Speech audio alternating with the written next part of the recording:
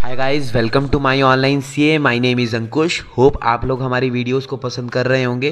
अगर आपने अभी तक हमारे चैनल को सब्सक्राइब नहीं किया तो प्लीज़ हमारे चैनल को सब्सक्राइब कीजिए। हम लोग आपके लिए यहाँ कुछ बिजनेस से रिलेटेड वीडियोस बनाते रहते हैं।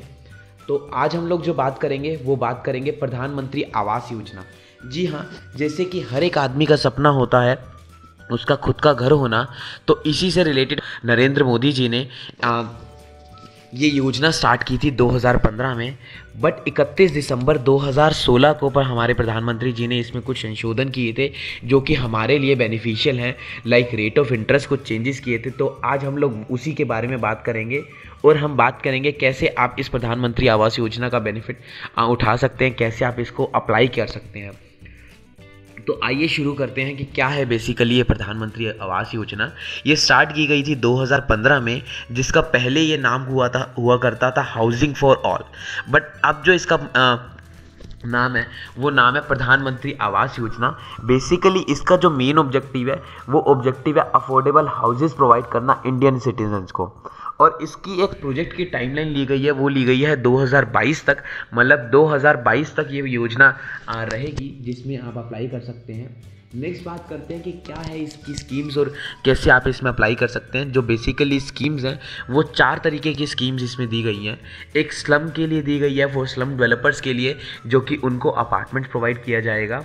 सेकेंड स्कीम दी गई है क्रेडिट लिंक सब्सिडी, मतलब मीडियम इनकम ग्रुप के लिए स्कीम इशू की गई है जिसमें फ्लैट्स रहेंगे वो EWC, EWS and LIG categories वालों के लिए रहेंगे, मतलब low income group and economic weaker section के लिए।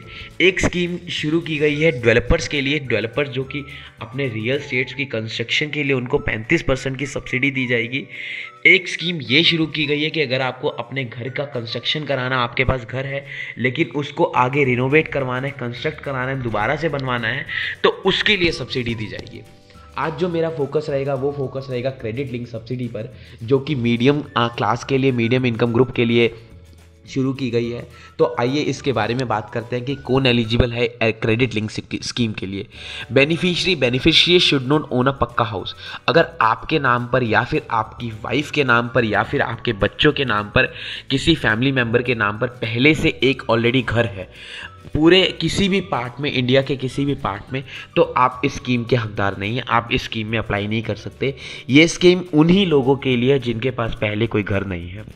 नेक्स्ट बात करता हूँ कि अगर आप लोअर इनकम ग्रुप के हैं लाइक LIG और EWS, और इस स्कीम में इस ग्रुप में एलिजिबल वो पर्सन है जिसकी 3 लाख रुपए पर एनम या फिर 6 लाख रुपए पर एनम LIG के केस में इनकम है, वही एलिजिबल है। उससे ज़्यादा अगर इनकम है तो आप एलिजिबल नहीं है। कारपेट एरिया जो रहेगा घर का वो रहेगा 30 स्क्वायर मीटर या फिर 60 square metre for LIG category. मेरे ये कैटेगरीज, ये जो कारपेट एरिया रहेगा मकानों का, घर का, ये कारपेट एरिया रहेगा। नेक्स्ट मैं बात करता हूँ कि क्या क्रेडिट लिंक स्कीम है, क्या आपको बेनिफिट्स दिया जाएगा। पहले जो बेनिफिट दिया जाता था वो बेनिफिट दिया जाता था 6 लाख रुपए के लोन पर इंटरेस्ट रेट रहेगा 6.5% पर एनम फिक्स्ड। मतलब आपने अगर 6 लाख रुपए का लोन लिया है तो आपको 6.5% per annum fixed rate of interest के साथ पेमेंट करनी है। चाहे मार्केट का रेट ऑफ इंटरेस्ट 9 चल रहा है, 10 चल रहा है, 11 चल रहा है, उससे मतलब नहीं रहेगा। बट 31 दिसंबर 2016 के बाद ये पॉइंट्स को ऐड किया गया कि 9 लाख रुपए का अगर आप लोन ले रहे हैं तो सब्सिडी आपको 4% की दी जाएगी, और अगर आप 12 लाख रुपए का लोन ले रहे हैं तो सब्सिडी आपको 3% की दी जाएगी। मतलब अगर मार्केट में रेट चल रहा है 10%, तो ये 10 में से 4 गिरकर 6 हो जाएगा, और अगर मार्केट में रेट ऑफ इंटरेस्ट 9 चल रहा है तो 9 से ये 3 होकर 6 हो जाएगा।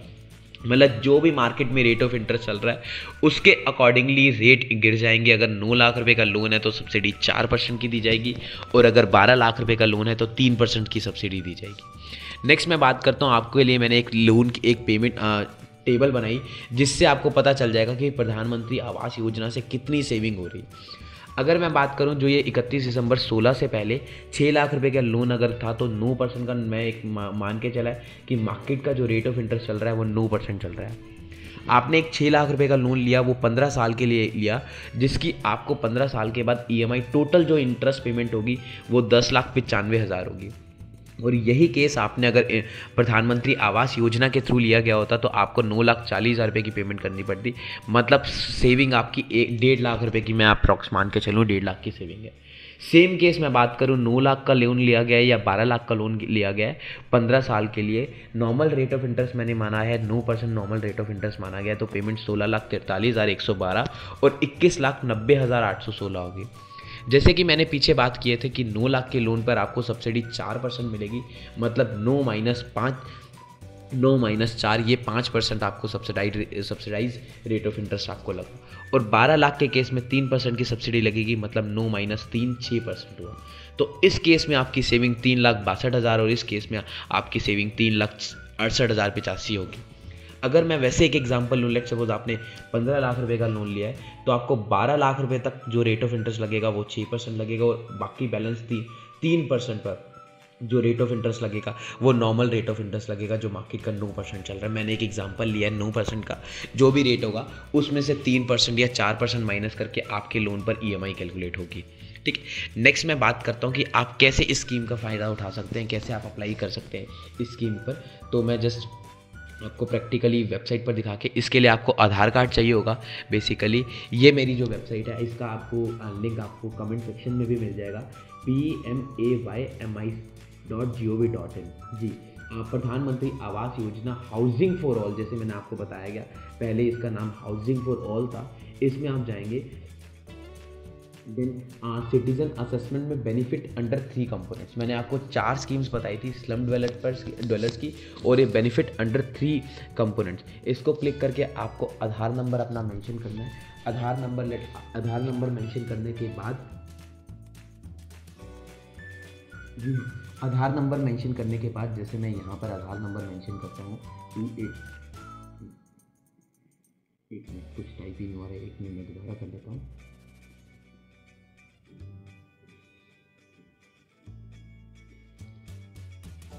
जैसे कि ये मेरे पास विंडो ओपन हो गई है कि यहाँ पर मेरे को अपना स्टेट का मेंशन करना है कि मेरा कौन सा स्टेट है, कौन सा शहर है, कौन से preferred component of mission with this, मैं कौन से लेना चाहता हूँ, क्रेडिट लिंक लेना चाहता हूँ, अफोर्डेबल हाउसिंग जो मैंने PPP बात करी, या फिर बेनिफिशियरी कंस्ट्रक्शन के लिए लेना चाहता हूँ। मेरे को अपने यहाँ पर जेंडर सिलेक्ट करना पड़ेगा, name of the head of the family, father's name, basic details मेरे को यहाँ पर एंटर करनी है। और उसके बाद मेरे को अपने मेंबर्स की डिटेल मेंशन करनी है, सिलेक्ट रीजन, मतलब जस्ट बेसिक डिटेल है कि मेरा कहाँ पर बैंक अकाउंट है, कहाँ पर मैं वहाँ पर कहाँ पर मैं कितने टाइम से रह रहा हूँ, सिलेक्ट नंबर ऑफ ईयर्स, ये basic details, employment status, basic details enter करने के बाद आपको इसको सबमिट कर देना है। सबमिट करने के बाद आप अपना status time to time check कर सकते हैं। तो उसके बाद आपको वहाँ से एक रिस्पॉन्स आएगा और आपको पता लग जाएगा कि आप एलिजिबल हो गए हैं। तो जस्ट ये मेरा login, click on tab under 3 benefits, enter Aadhaar number आपको मेंशन करना पड़ेगा, फॉर्म आपको अकॉर्डिंगली मेंशन करना पड़ेगा एंड सबमिट करना पड़ेगा और आप अपना स्टेटस चेक कर सकते हैं। होप आप लोगों को ये वीडियो पसंद आई होगी। अगर आपके कुछ भी इससे रिलेटेड क्वेरीज हैं तो आप लोग कमेंट सेक्शन में पूछ सकते हैं। अगर आपको ये वीडियो पसंद आई तो please like it, subscribe our channel. Thank you very much.